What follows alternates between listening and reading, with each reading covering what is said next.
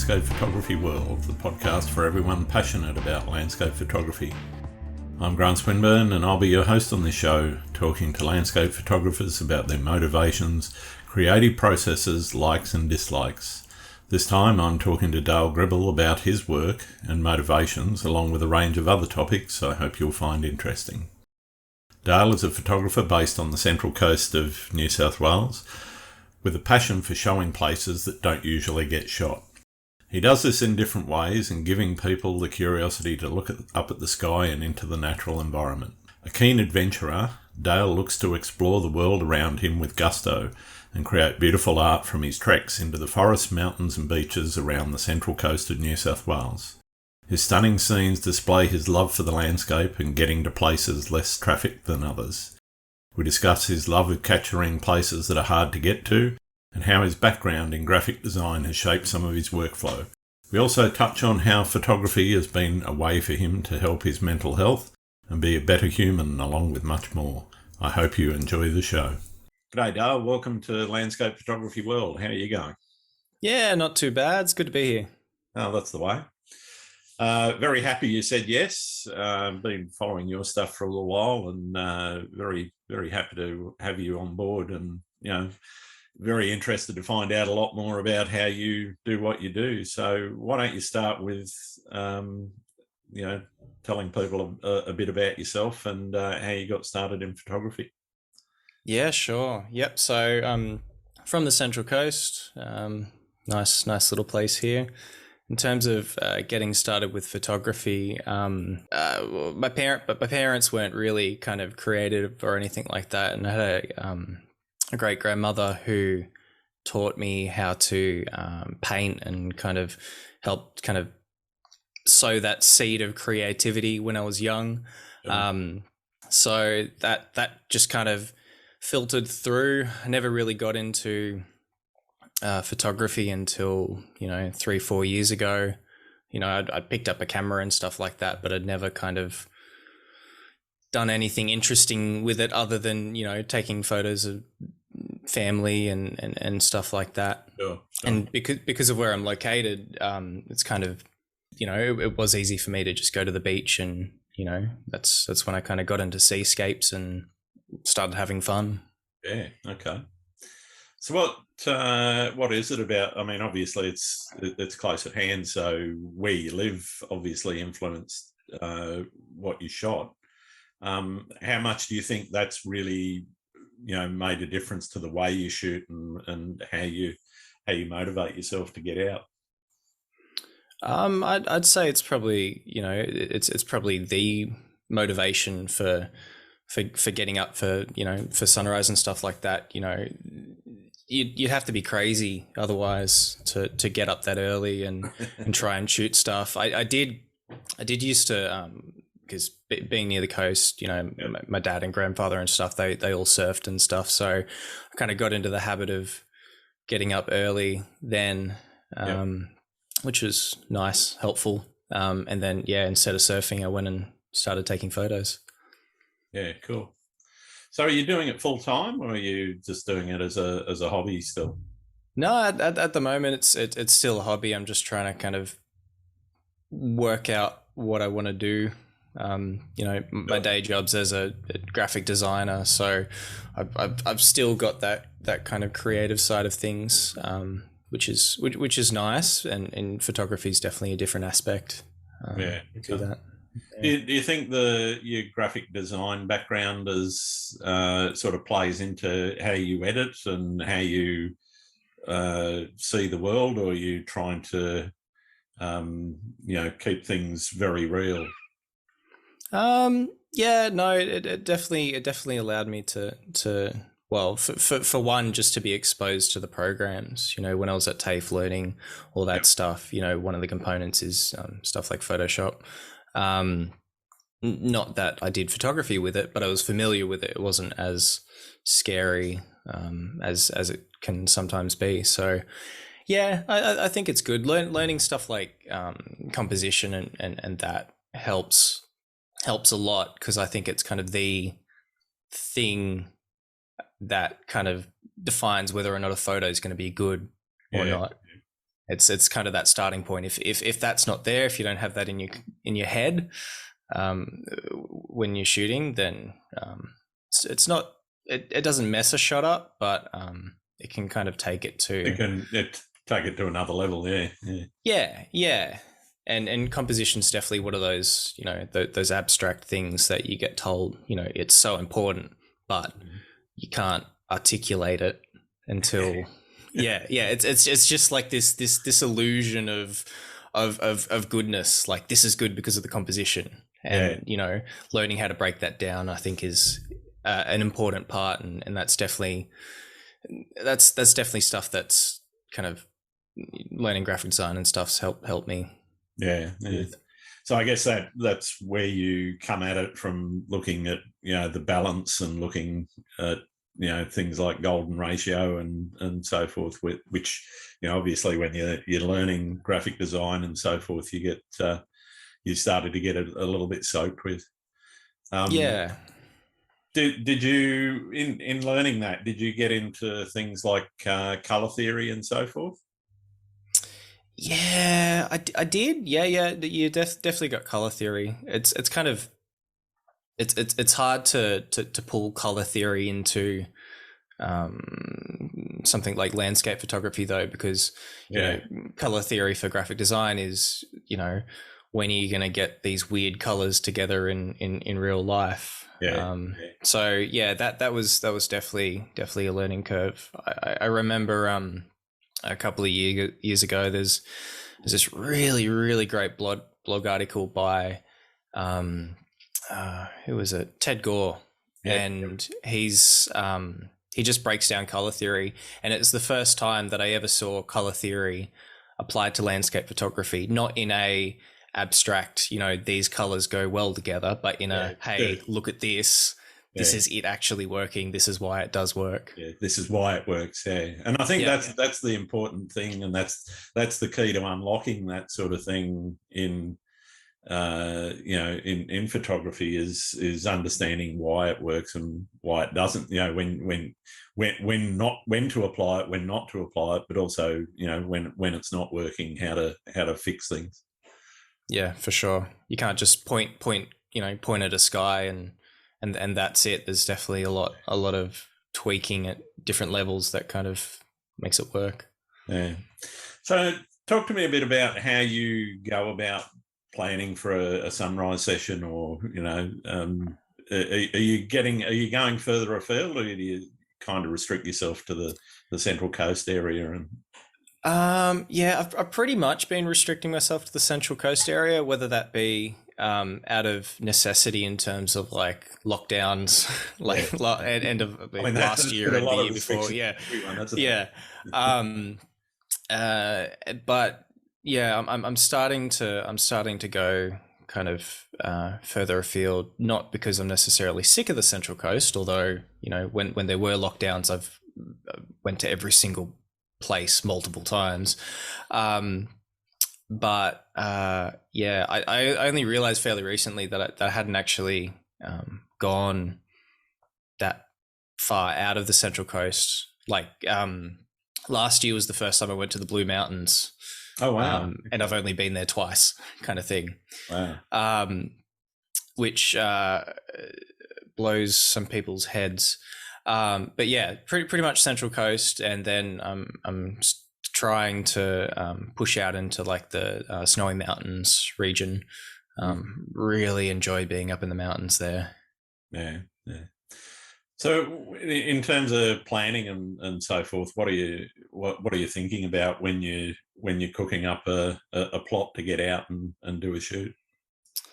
If it's local, and let's say it's local in a seascape, you'll be looking at tides, positioning. I use things like photo pills to work out direction of sun and all that kind of stuff. And then whether or not there's high, medium, or low cloud, using stuff like cloud-free night, which is, I find it ironic that I use it because it's for astronomers trying to work out whether or not there's going to be a clear sky, and I'm trying to work out whether or not it's going to be, whether or not there's going to be clouds. Yeah, I'm the same with clear outside. The same Yeah. sort of theory. Yeah. Yeah. So yeah, no, I do that. And that's, that's for seascapes and stuff like that. Um, Sometimes there'll be a lot of planning involved. Mm-hmm. So there's a shot that I'm looking at getting at the moment, which is in a sea cave. Okay. Yeah. I've tried to take it maybe 6 or 7 times, Yeah. but it's one of those things where you need to make sure there's either clear sky or really good clouds. You need Yep. to make sure that the direction of the sun is coming through the cave at a specific time Yeah. for sunrise, and you need to make sure you're not going to drown because Yeah. of the tide kind of The thing. tide's right. Otherwise, Yeah. you can get really badly messed up. Yeah, so I'll set up dates in advance where I can I work that out and go, okay, cool. If I can, I'll go in this date. Yeah. Or if that kind of thing. And in terms of stuff like Kosciuszko, I'll jump into things like Gaia GPS, which is people use it for all sorts of things. But it's essentially really, really good topographic maps and imagery and stuff like that. So I'll jump into that. Jump into like Google Earth. Google Earth has a function where you can see where the shade is going to be at certain times during the day. Okay. So you can work out whether or not it's going to be shady here or where the sun's going to be, and right.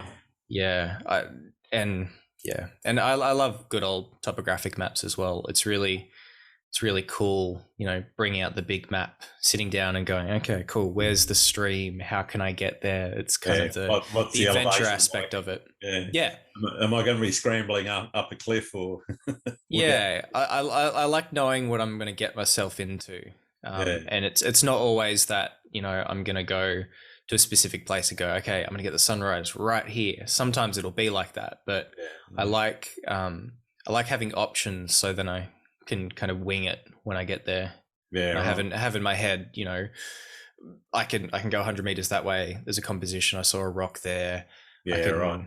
Just being prepared for anything just makes life a little easier. Yeah, I was going to ask if you go in with a concept of the shot that you're looking for beforehand, or do you tend to let the landscape speak to you when you arrive on site? Particularly if you're going somewhere new. It really depends. Sometimes I'll do research. If someone else has been there and they've got a shot from there, I can go, okay, cool, that's great. Not kind of comp stomping or anything like that, but just kind of getting a sense of an area before you kind of get airdropped in there and go, oh crap, that's not what I was expecting. Kind of thing. Yeah. So you just kind of you look around and you get an idea of what an area is going to be like. Definitely looking at the maps gives you the best kind of, if you're looking at it in 3D, you know what the elevation is going to be like. You know what you're getting yourself into. Yeah. Makes all the difference when you can see or you can envisage what the terrain is before you get there. For sure. You mentioned comp stomping. How do you look for that unique composition? Particularly in some of the iconic locations where your angles might be limited. I mean, a cave is a classic example. There's the one up at Crescent Head, I know, and the one down at Cathedral Rocks. There's literally, aside from the tides and the sky and all those sorts of things, there's only so much you can do with the comp. You're basically looking down a tunnel and, that's hopefully to a feature just outside. How do you go about looking for something that's a little bit different and unique in not necessarily in a cave, but in those sorts of situations? A lot of it's, not having the camera. A lot of it's just going to a place and just kind of sitting there in it. If it is a place that is fairly popular, I do try not to look at too many pictures. I think Aaron Babnick's got a really good quote, and it was like, if you go to a place that's it's the same composition over and over and over again, you've got the ghost of 1,000 photographers kind of standing there with you. Yeah. So it's a really hard kind of thing to do. I generally, I think when I first started doing photography, I would go to places, because I've seen them, like Horsehead Rock and stuff like that, as everyone does. Everyone does. To get that kind of trophy shot, and then I started realizing, well, it's not really the shot that I want. It's you want to have a different take on it. You don't have to, but you walk away with more of a sense of achievement and ultimately a picture that reflects your take on it as opposed to other people's. Yeah. So how do you know that you've nailed the shot? You just take lots of them. Yeah. Well, it's like it kind of harks back to the whole composition thing. Like it's just a matter of it's a feeling that you get, and once you've been doing it for a while, you think of it like you're targeting something. If you look in the back of that viewfinder, you move it around, and you kind of get to a point and you go, aha, cool, that feels good. Yeah, right. And it's kind of when you get that, then you're like, okay, cool. Well, I can work on that a little bit more. I can refine it. And it's not always the case. Sometimes you'll walk away and you won't get a shot at all. And I think that's fine. I remember I had a friend when I used to go camping. When I was a teenager, I had my family's camera because I was like, oh, cool, I need to go take pictures of the sunrise. So we'd go and we'd camp, and I remember there like trying to take photos with this crappy little camera, and him saying, well, what's the problem? Why can't you enjoy it? I'm like, oh, I need to get a picture of the sunrise. And he's like, well, you don't have to. You can just kind of sit in it and enjoy the experience. And kind of that's stuck with me. There'll be times where I'll just go out, even if I do have my camera, and just enjoy it. Yeah, sure. Kind of thing.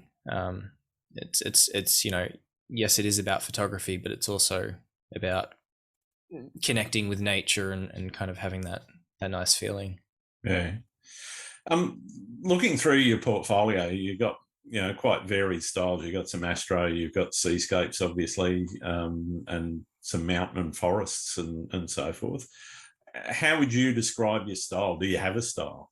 Style's one of these hard things. I thought for a long time that I did need to have a style or have a specific look.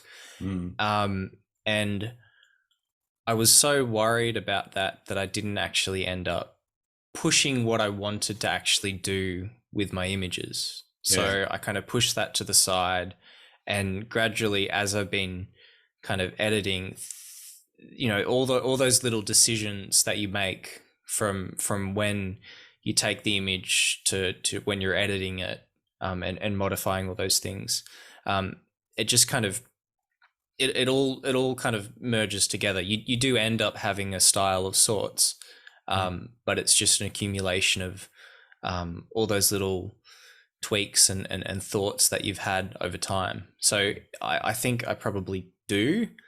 I have bias towards certain things, and I think that that's the best way to probably to describe it.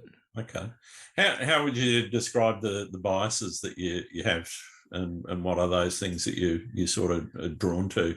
And I guess deeper than that, why are you drawn to those things?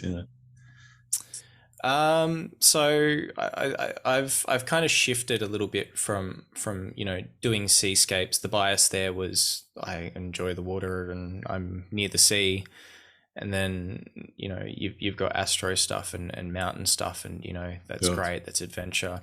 And then I've started gravitating towards like lots of forest work, Yep. and that's primarily out of a not a hate for the sun, but wanting to go into a cool, dark place. Yeah. Okay. Just naturally gravitating towards that. Yeah. Yeah. Okay. Interesting. So if you're in a forest, what are the things that you think make up a good composition? In rainforest photography, because it's notoriously difficult with jumbles of trees in the background, and okay, you can get up close and personal with a particular tree or a bush or a fern or something, but how do you go out about sorting the shot from the lot that's that is in a rainforest?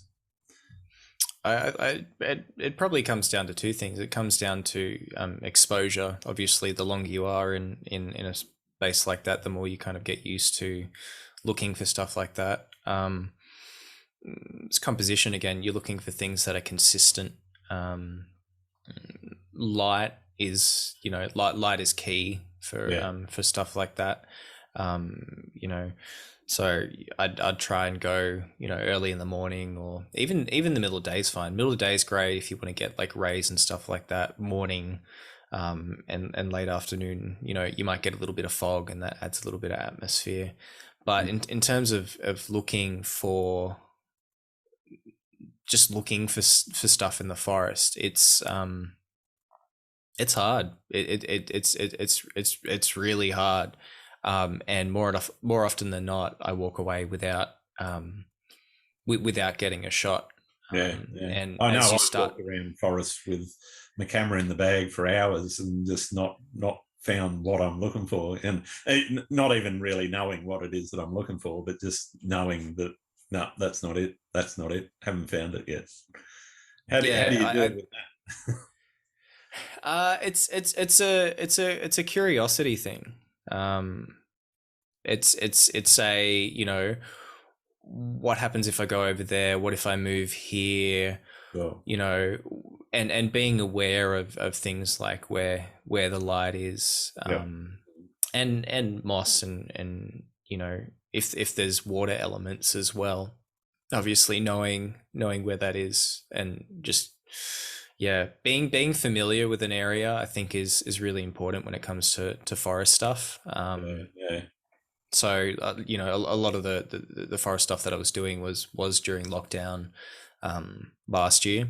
mm-hmm. And that was because every single day I was getting my exercise and going and taking just taking photos, just walking around these forests. Yeah. Well, I guess talking about that, I like to ask people about their local area, and do you have favourite locations, and can you describe the area for the listeners, because they may, I do actually have listeners overseas. I noticed somebody from Estonia the other day, which surprised me a little bit, but Oh, cool! Shout out to Estonia. absolutely, the one person that's there. But That's great. I guess there's people obviously that aren't going to have a grasp of what the coast is like. So how would you describe it first off, and then we can talk a little bit about where you like to go there. Yeah. So the coast is sandy beaches and inlets, and then if you go half an hour inwards, it's kind of foresty. There's lots of kind of national parks around here. You've got places like Budai down south. It's weird. It's kind of it's hard to explain. It's kind of squished between the sea and forests, Yeah. kind of thing. Yeah. Well, it's squished between sea, forest, and then a freeway that passes it, kind of thing. So it's it's one of those places that you need to intentionally go to. It's in between, obviously, Newcastle and Sydney. So it's one of those. Yeah, there needs to be intention if you want to get here. Yeah, yeah. I guess I mean I know it reasonably well. It's got a reasonable urban population, and there's Gosford and the various suburbs around that, and then there's little places around the beaches and so forth. But I guess for me, you've kind of nailed it in that you've got this real variation between beach, seascaped, cliffs, and all the way into that hinterland of forest and so forth. And I think it's actually a great place for landscape photography. There's heaps to see and do around there. For sure. So what are your favourite spots, without giving your yes, specific GPS coordinates. Here we go. I'm writing them down now. I remember someone, I saw a comment on Reddit of a photographer, and he put GPS coordinates because someone actually asked for it, and it was the coordinates for the middle of the Pacific Ocean, which is, oh man, so good. Mainly kind of Avoca Beach. Up north, you've got places like Catherine Hill Bay. You got Budai. Budai's really nice. And then places like Somersby Falls. Around that way, Somersby Falls and the Brisbane Water National Park is huge.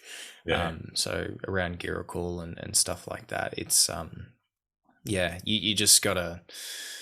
Yeah, it's a lot of effort to get to some of those places. It's kind of half the fun, but definitely that. I definitely gravitate more towards the forests now than the ocean, because trees and stuff change. I feel like it's more dynamic than the oceans. If you've lived here your entire life, you kind of get sick of rocks and the ocean. There's only so much you can do. Oh, there's plenty of them. No, there's tons of it. So yeah. So what's the most memorable experience you've had in your photography career? I got a weird one. Go for it. So I went to Catherine Hill Bay. This would have been 2 or 3 years ago, something like that. I was going to meet another photographer there at I think it was 3:30 a.m. or something like that for the Milky Way quarter rise. So Catherine Hill Bay, over the Bay area. So we slept in the car. So me and my wife, we parked in what is now residential area, but was at the time just getting built up. Yep. So we went there, slept in the car, and then there were lights, just blaring lights, and sirens, and cop pulled over because he thought that we, might have been robbers going into the houses or something like that. We just pulled over to the side of the road. So that happened, and we're like, okay, cool. That's a bit spooky, but that's okay. We'll get up in the Milky Way. That'll be fine. So he was fine. No warnings, anything like that. He just wanted to know what we're doing. And then we met up with another photographer and went down to the Catherine Hill Bay itself. Yep. And we started heading down to the bottom of the bay, and we looked up to the car park, and there was a car with the headlights on, and a guy standing naked in front of the headlights, just standing there. And we freaked out because we parked the car right next to that car. So we went and we tried to take photos. Of Um, him or of? yeah, well, yeah, no, it was Milky Way. It wasn't Moonrise, so it's all good. Yeah, so yeah, we didn't get any shots, and we didn't get any sleep, and we ended up having to call the cops again. Wow. And yeah, that was so weird. That's just I didn't get any shots, and I didn't get any sleep. Um, but that definitely stuck in my head.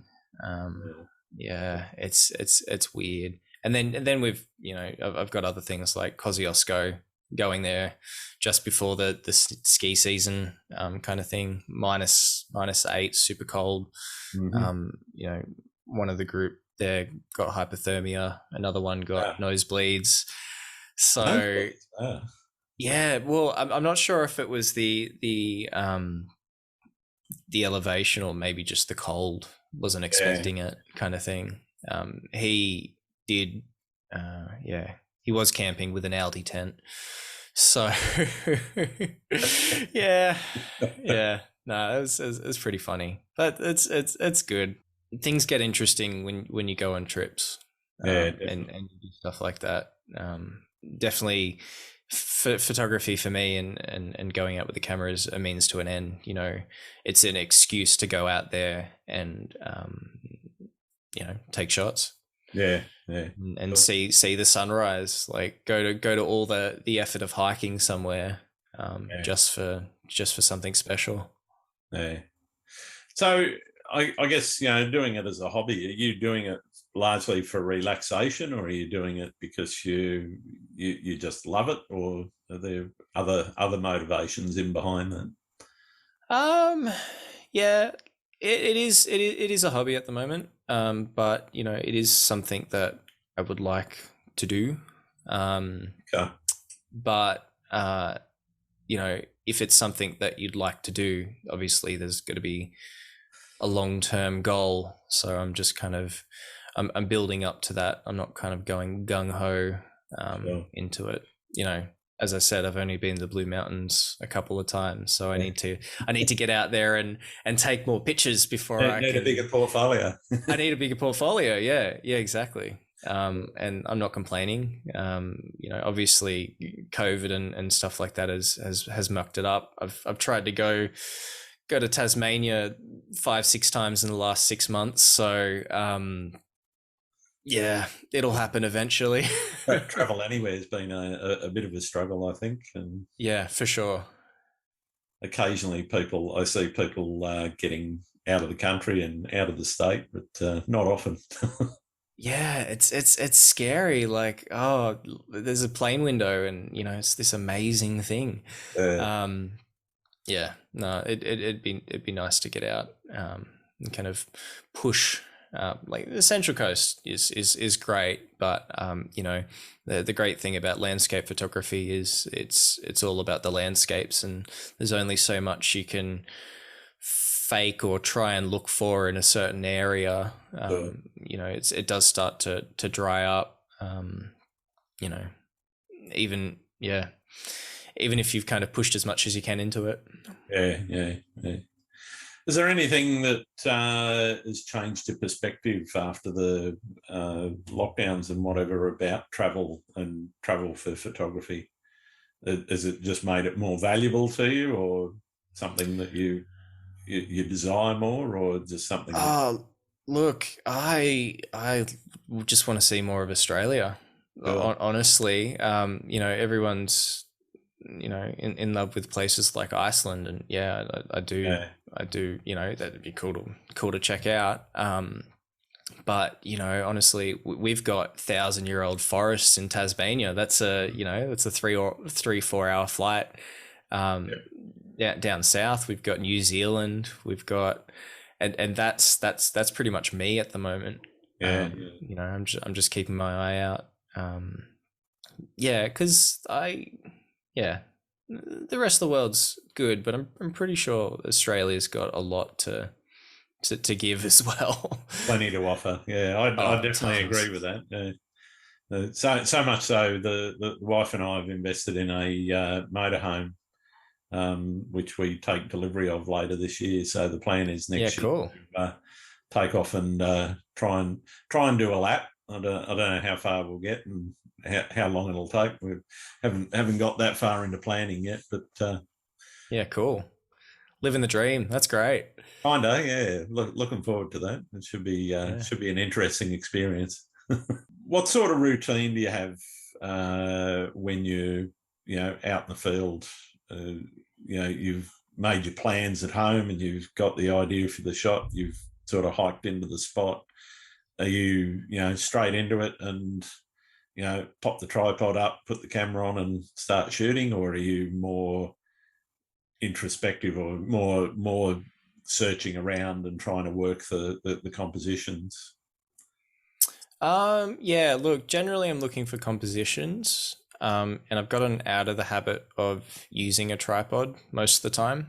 So most of the stuff that I take's handheld, Yeah. even some of the seascapes, just because the tripod becomes one of those things that can get in the way of a nice shot, and Yeah. Yeah. your body's ability to shift into space is a lot better than oh crap, I'm not going to get the shot because of the tripod's not in the way. Yeah, so I generally get to a location and I'll look around, or I'll bring out my phone and kind of use that. It's one of the not newer phones, but it's one of the ones with the ultra wide angle Yeah. lens or whatever on it. So if you move into space, you can get an idea and you can quickly take a snapshot, and you've got a little catalog of possible compositions.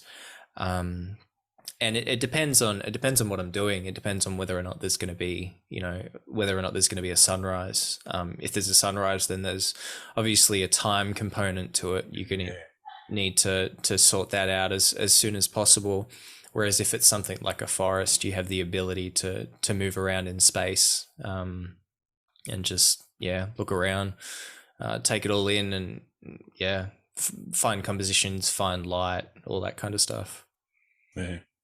So what about when you've got your shots, you've nailed it, you've decided that it's time to head home? When you get there, are you straight into editing, or are you going to let them sit on the SD card for a little while and then or on the hard drive and then get back to them later, or do you dive into it?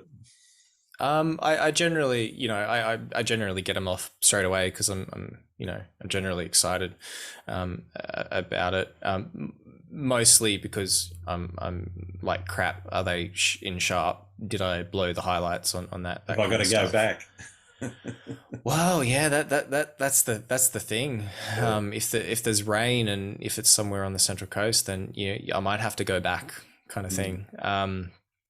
But yeah, no, I generally, I bring him into a Lightroom catalog, and I mark the ones that I think are going to be interesting. Just based off, obviously, if you do it straight away, you've still got that the thoughts that you had when you were taking that photo there. Yeah. So you've got the compositions and stuff that you think would work. So I go through, I mark all the ones that I want, and then I walk away. I don't touch it. I don't do anything like that. And generally I'll take a while on images. And obviously seeing things with a fresh perspective kind of helps you refine what you want a little bit more, and you just I visit things over and over again. Like there are shots that are months old that I haven't kind of touched, and I think it's good walking away, because I find for me personally, my brain's kind of editing it in the back of my head. Yeah. You kind of passively working on a shot even though you haven't touched it.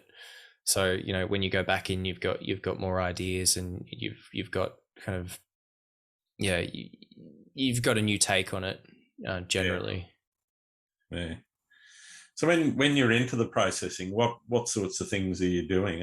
Again, without giving away too many trade secrets and whatever, but I mean, people are always interested in, are you, just doing minor adjustments, or are you diving into, multiple layers and, between, is it Lightroom exclusively or Lightroom Photoshop, or,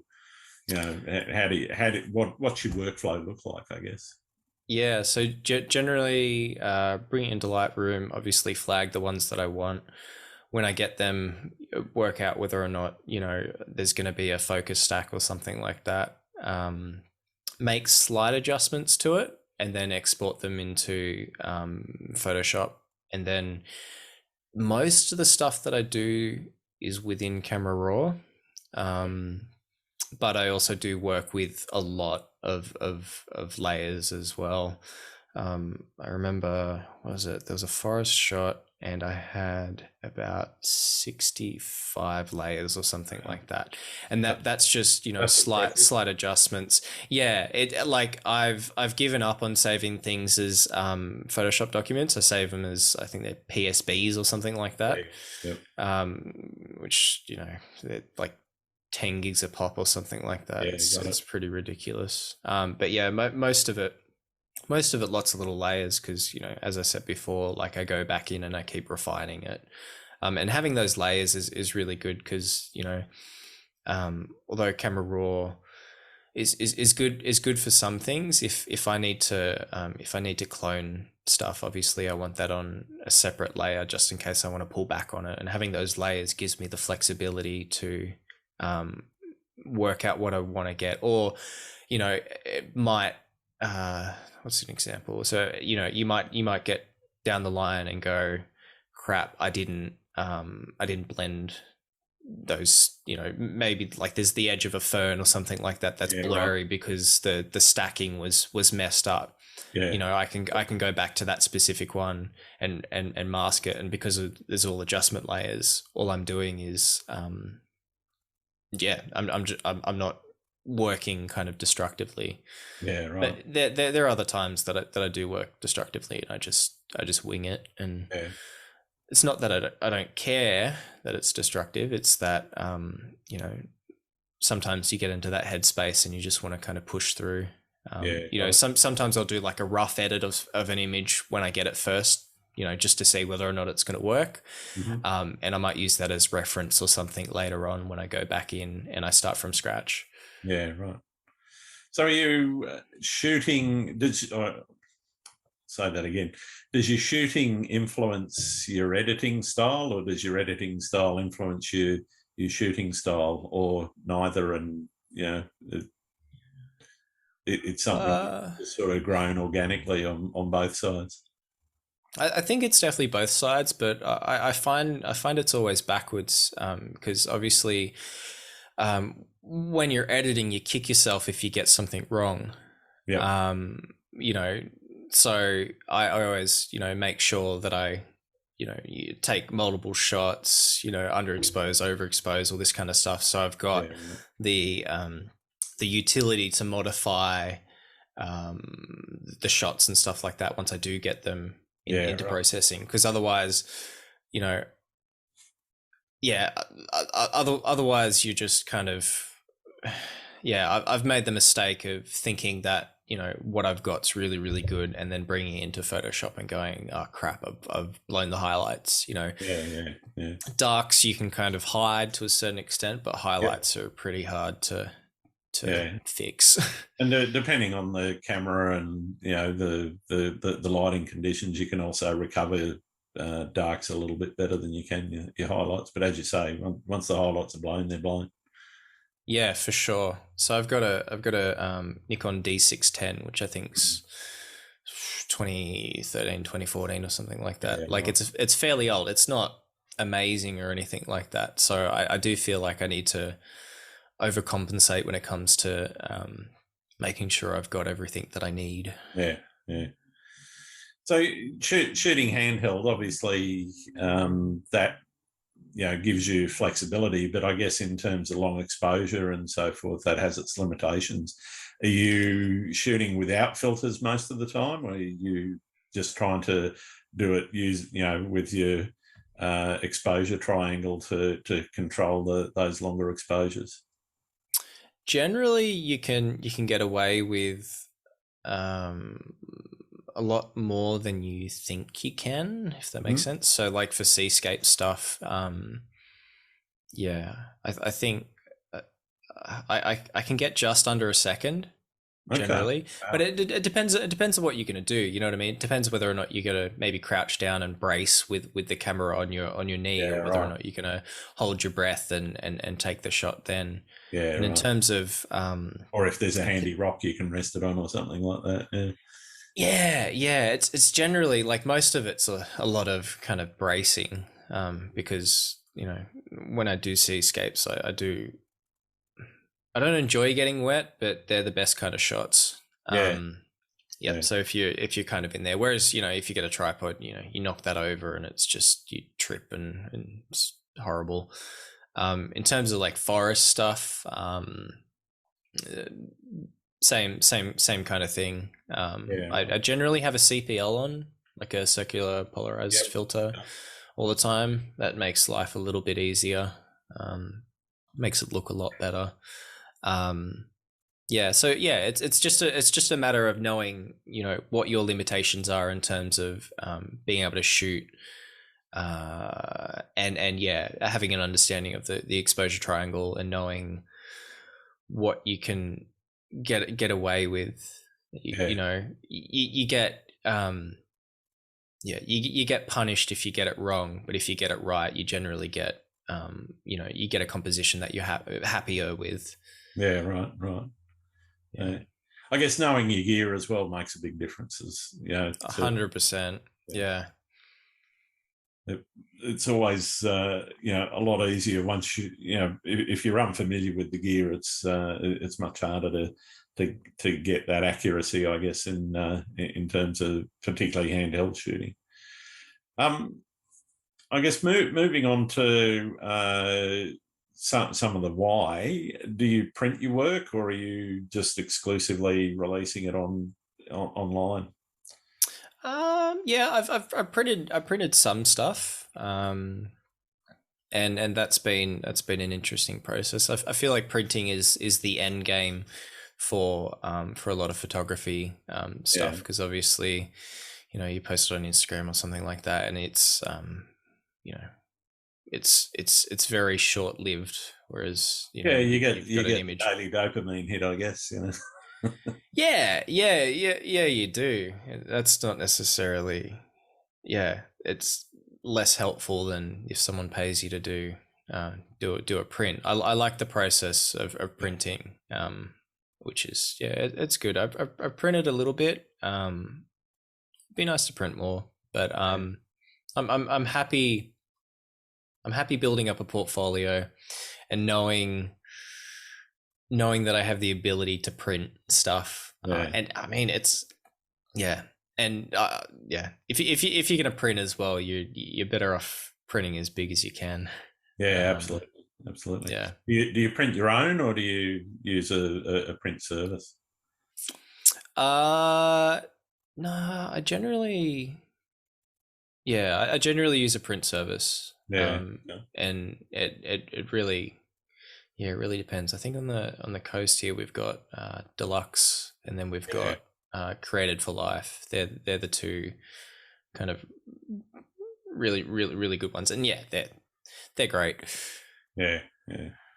How important is it to have a relationship with those guys in terms of understanding the inputs and outputs and everything? And if you don't mind me asking, how much work do they put into that translation of the screen image into the print? Yeah, that they put in a lot. I think it's Glenn who runs the Created for Life. He took me through the back end there for for a little tour, which is really cool. But they've got color accurate monitors. They modify it. They do all their printing obviously in house, and they can make sure that it's all kind of good. And I think it's good to know, from the photographer's side, like it's really good to it's really good to have the relationship, and I think it's really good to kind of know your stuff when it comes to printing. Not even printing, but just like just understanding color profiles and stuff like that. Yeah, right. Like and that kind of that helps in the other way as well. Like if you're editing in Adobe RGB as opposed to sRGB and stuff like that, you're dealing with more colors, which is great because you have more flexibility within that, which means, your image is going to look better. You have a better understanding of, you have more colors, you have more palettes to kind of play with. And it helps the output as well in terms of printing and stuff like that. Exactly. Yeah. So what do you do if you ever hit a creative wall? Have you hit a creative wall? So many times. so many times. I think we all have. Yeah. No, I'm bouncing into walls all over the place. It's one of those hard things where you need to kind of walk away. I think a lot of it for me stems from overstimulation and exposure to stuff like social media. If you're looking at Instagram, Twitter, all that kind of stuff every single day, you kind of get into the habit loop, and you just it's not good for you, both creatively and physically and mentally, kind of thing. So I just try to stick away from that. And if I get sick of the photography side of things, I still enjoy nature. I'll go out there and I'll go for a surf, and and I think you've got two aspects of it as well. You've got the you're hitting a wall and you don't kind of feel like you want to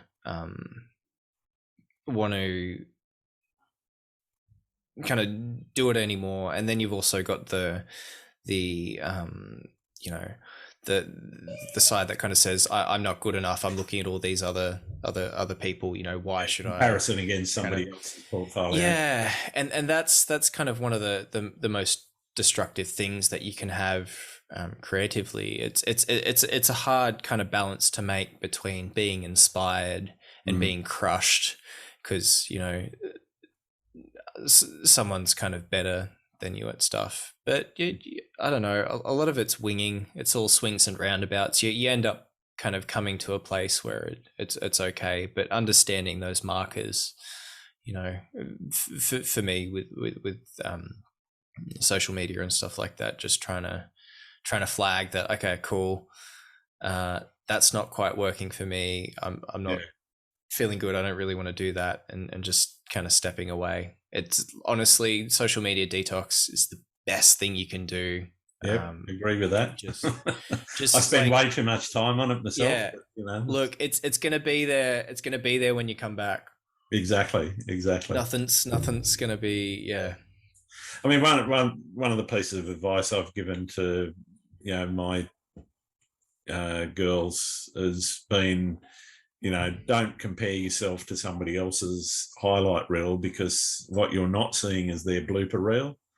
And what you're also not seeing is the fact that they might be at, 6-7 years experience, and you may only have 3 or 4. And the difference between that 3 and 4 and 6 or 7 is a massive experience, amount of experience in not only putting your portfolio together or putting together your work, but also in managing your social media profile and so forth. Yeah, for sure. I think a lot of people sort of don't think of it that way, and they just sort of get caught up in that that comparison against people that might be further along in their journey than you might be, and everybody's Yeah. where they are in their own personal journeys. And I think a much better way of looking at it is compare yourself to where you were 3 or 4 years ago. Yeah, I always like the saying that's, if you're not embarrassed by your past self, then you haven't grown, That's it. kind of thing. So yeah, look, if you're embarrassed by your HDR phase, or like your orb phase, or whatever is in there, then yeah, Yeah, that's you fine. make a That's the best way to look saturation at. phase. Yeah. Yeah. Like saturation equals good, therefore 100%, and that's a good feature. Yeah. That's it. Yeah. Yeah. So I guess you mentioned, putting together the portfolio. How important is it for photographers to put themselves out there, though, to help build, around their portfolios? And how do you see social media? It's a dichotomy that, you've got to be out there if you want to build a career out of it. But if you're not out, that can also be unhealthy the more time you spend in there. It is definitely a balance. I always think, when it comes to getting yourself out there, um okay, let's say you push all your work into something like Instagram or Twitter or something like that. Yep. You're putting yourself in a place where um someone else is in control of your platform, essentially. So Yep. Instagram could change, algorithm could change, or like your account could get banned or something like that, and all that effort that you put into it is just poof, gone. Yeah. I prefer to push effort into stuff like my website and YouTube and stuff like that, because I'm finding at the moment that's I, it feels a lot better for me. I feel like I'm not kind of shoveling into this endless well of yeah. It feels a lot better. Social media is one of those. Yeah, it's a frustrating thing, but I think for photographers, dealing with something like your own website, you'll get a lot more worth and value out of it, and you won't have to crop your pictures or deal with weird colors because it got compressed in a certain way and stuff like that. But like I think it is good to share your work. It's one of those confronting things, because you want to obviously grow creatively, and in order to do that, it's good to kind of like finish something and get rid of it, kind of get it out of your head, and being able to post it on like Instagram or wherever is a good way of kind of like locking that picture away. It's like, yep, that's it, that's done. But then you've got the other side, which is growing in terms of obviously building your own portfolio and stuff like that. You're only gonna get you're only really gonna get positive comments on something like Instagram. It's not going to be a creative critique, and you don't want a creative critique from an Instagram post or anything like that. So I think in terms of growing, utilizing groups of photographers, whether that be friends or I'm part of a Discord, kind of helps surround you in that bubble. It kind of helps insulate you from the kind of the dopamine rush that is social media. And I think I think in the end you'll find it works a lot better, and you move a lot further, because you're not as worried about that kind of side of things. Yeah, got it. Yeah. So what sort of communities have you found useful, in terms of getting that getting that constructive feedback about your portfolio and work? Yeah. Probably the first one that I jumped onto was the Nature Photography Network. Mhm. That was really good. You know, it's like a $2 a month thing that you pay, and you get access to a critique um, kind of forum, which is great. The problem with critiques, though, is they're only really helpful if the people who are critiquing you are kind of at your level or a little bit better. Yeah. Yeah. And that's not me kind of pushing myself out there or anything like that. But you find after a while you kind of grow. You kind of grow out of that. So I went from that, and then um, there's a photographer in Canada called Tristan Todd, and he Yep. created the Landscape Photographers Worldwide Discord. Hmm. There's about 800.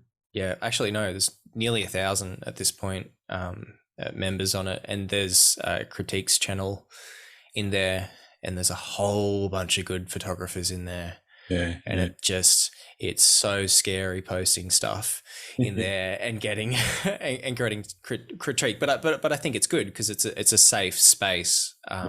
Yeah. It's a safe For space to me, do it. I think the important thing isn't so much. I mean, yes, the experience and their skill and photography and everything's really important, definitely. But for me, I think the skill that they really need to have is the skill of actually imparting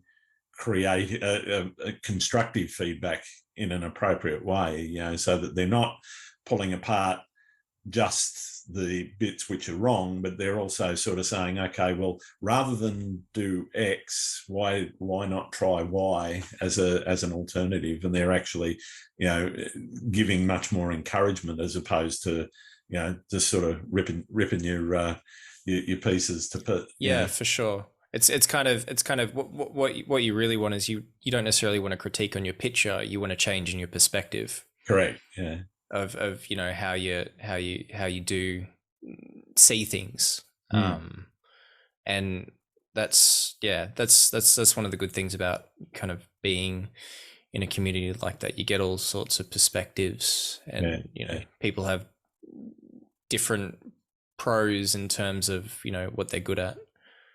Yeah, I think it also helps you as a photographer and as a person grow a little bit in terms of taking that critique and saying, okay, well, it's not about you personally.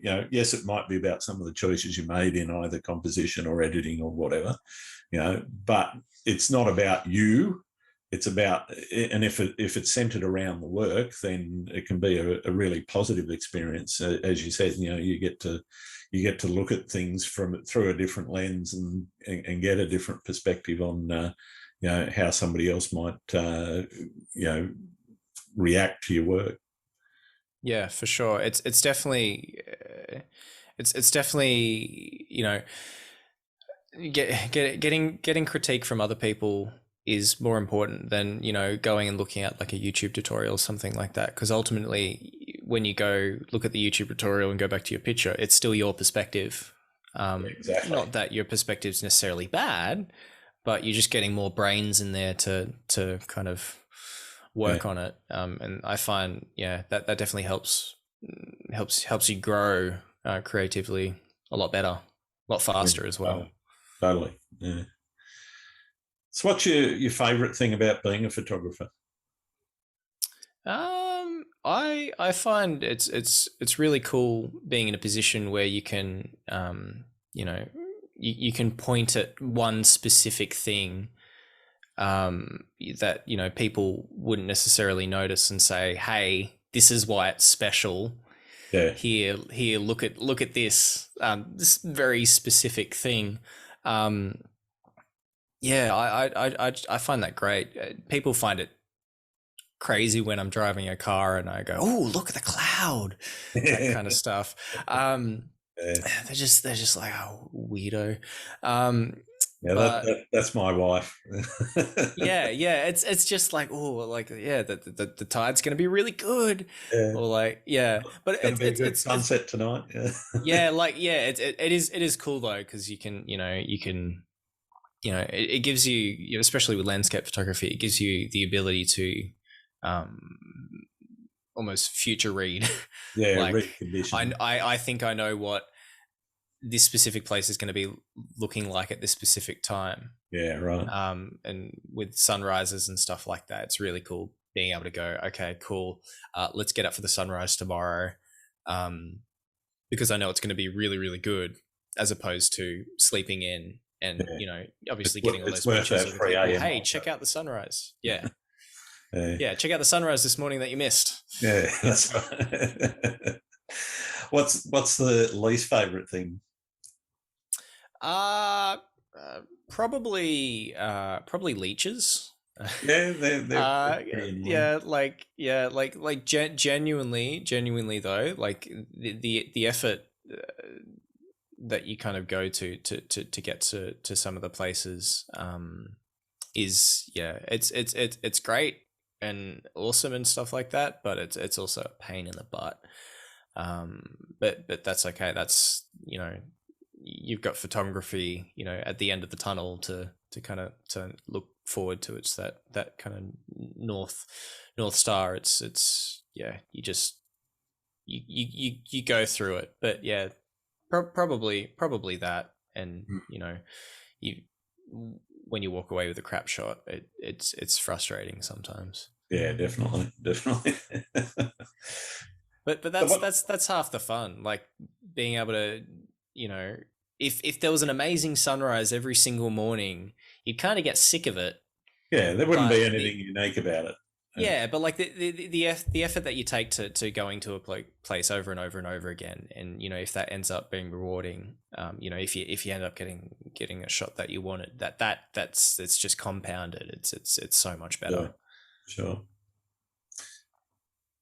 So what tips have you got for somebody that's just starting out in landscape photography? Try and expose yourself to as much as possible.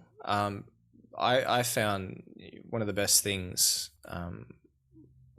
that kind of helped me when I first started was obviously just getting out there as much as I can, looking at other people's work, but looking at other people's work and trying to work out why you like it. Mm-hmm. Is one of the best things that you can do. I still do that now with pictures. It kind of helps with the editing side of things, understanding that you're not necessarily just going to take a shot and it's going to look amazing. Obviously, understanding you got JPEG, you got RAW. Please shoot RAW.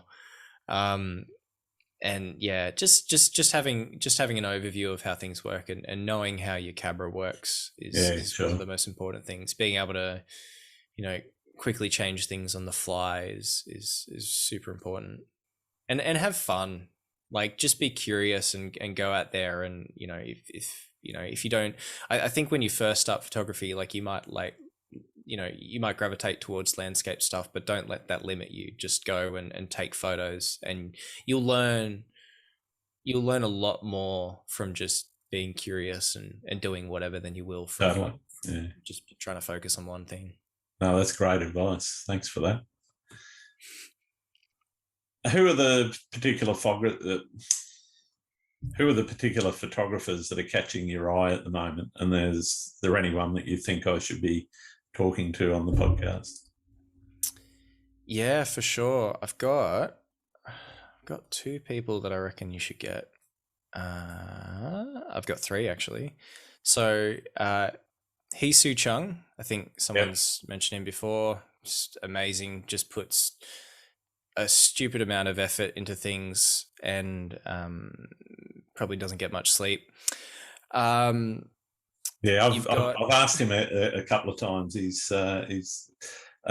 says he's really shy. So I'm hoping he listens to this and eventually relents and comes on.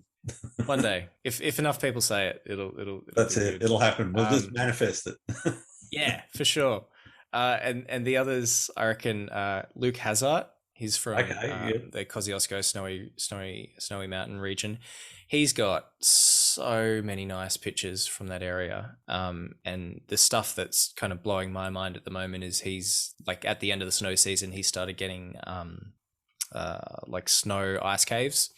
Okay, Wow. Waterfalls coming out, that kind of stuff. Just things that you couldn't even imagine was in Australia. Yeah. Just so good. And then the other one is Daniel Clark. He's from Tasmania. I